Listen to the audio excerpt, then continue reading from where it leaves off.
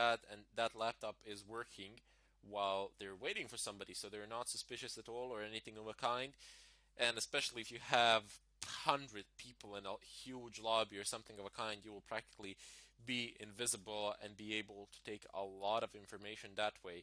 However, you will face the problem of encryption once again, but encryption is, we are not doing this for the sake of perhaps cracking the VPA2 passkey, because it can be cracked in this way through a little bit of social engineering. But you can also, what you can also do here is play around with people's information. So play around with their URL, HTTP GET requests, and you can modify their net queries. Also, you are in control of what gets served to them. So you can control the content that gets served to them, primarily because you can alter the DNS servers. And if you alter DNS servers, you can have customized MX records or something of a kind. What this allows you to do is say that facebook.com will be resolved to some other IP address than the official one. So to whatever server you want, you can redirect the traffic, which is fantastic because you can clone a Facebook page. I'm just specifying Facebook as an example here. This can be done for any other site, and this is practically a foolproof way of getting credentials for any site at all. By changing the DNS servers, and if you configure the DNS servers on a router or on a PC somewhere or on a network somewhere, you will be able to give them your own DNS servers, and your own DNS servers will point the users in very specific directions. They will point them to the cloned websites that you will clone and that you will host on your Apache web server. And once they type the credentials in, they for the taking, which can be extremely painful.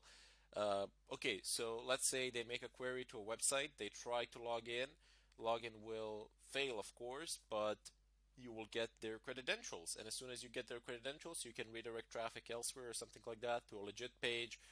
There are limitless options here. There's a lot of things which you can do that people tend to do in real life, and a lot of accounts get stolen this way. However, DNS attacks and all of that we will do a little bit later. For the time being, I just want to show you how you can control, how you can clone a wireless access point and redirect all traffic to yourself, and therewith have a good measure of control over it. Anyway, we're going to be using one of Aircrack's tools today, that is Airbase. I have the command listed down below. Here, let me just zoom it in. So we're going to need Airbase, which will be our tool used for cloning. And down below, I have airplay-ng. We have used that before for deauthentication. Anyway, let's just go ahead and proceed with this. The first thing that we need to do, of course, is, well, scan to see where we are, what's in our environment, what sort of MAC addresses do we have, what sort of access points do we have, and in order to do that, we need monitor mode as always. So ifconfig vlp2s0 down iv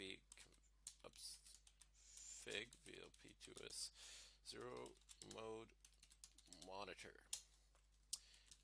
on dash ups error mon dash ng op2s0 kill.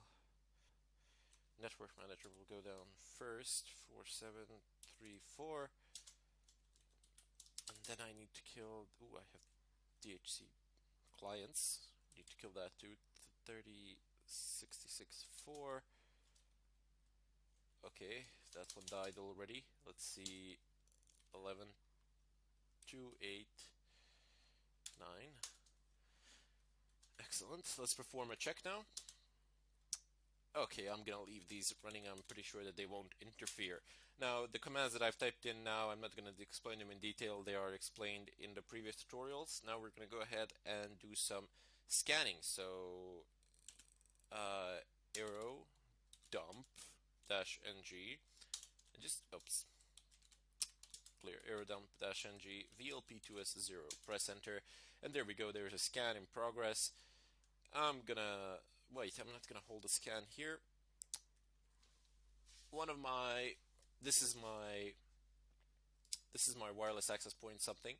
As before, it's pretty strong here. I'm gonna have to move it to the next room or something like that in order to get a bit of a better signal. I'm gonna connect a device to it, and down below we're gonna see a jump, but it doesn't really matter. That's not what we are after. We just need to clone it. But down below you have all of these authenticated clients to the stations. I need to zoom this out to show them all. There's quite a bit of them. And there we go. I seem to be authenticated. I'm pretty sure that my device is one of these. Doesn't really matter. I just wanted to connect it. Anyway, now that we have all this information from the scan, we're gonna go ahead and take this one, take the MAC address, just go ahead and copy it and type in the following. Air, okay, air, okay, let's just clear the screen. Wait, I can't clear the screen, I need the information. Let me just zoom it in. So, air base dash ng space dash a MAC address, paste the MAC address. A good idea is to copy paste the MAC addresses so you ensure that you are not making any mistakes of whatsoever. Now you need ESSID. I'm pretty sure that you don't need to use quotation marks, but if it's like a two-part or something like that, then you will need to use the quotation marks to make sure that the string is loaded properly.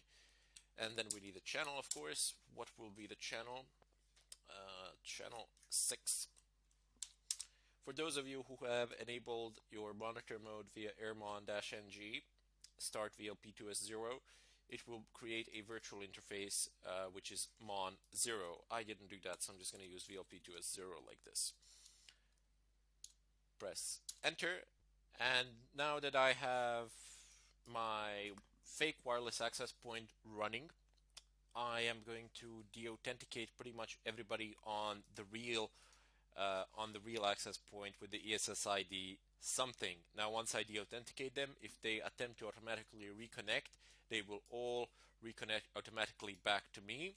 And for that, I'm gonna need airplay-ng-00A, and then this MAC address here. This is simply the MAC address of the real wireless access point, the one that we are faking here. Anyway, let me just go ahead and press enter. Now I'm sending the de-authentication packets, and you see immediately there's a client being reassociated with me. I'm going to go ahead and stop the de-authentication packets, but I will leave this running unencrypted to ESSID something. Now, what we can do with this traffic, how can we, I'm not going to show you how to modify it now. I've showed that in the part for fun, where you can do all sorts of trickery, but we will do more serious stuff as well. However, now I would like to show you how you can actually monitor this traffic and what you can extract, what sort of information can you extract from it. Anyway, I bid you all farewell, and I hope to see you all in the next tutorial.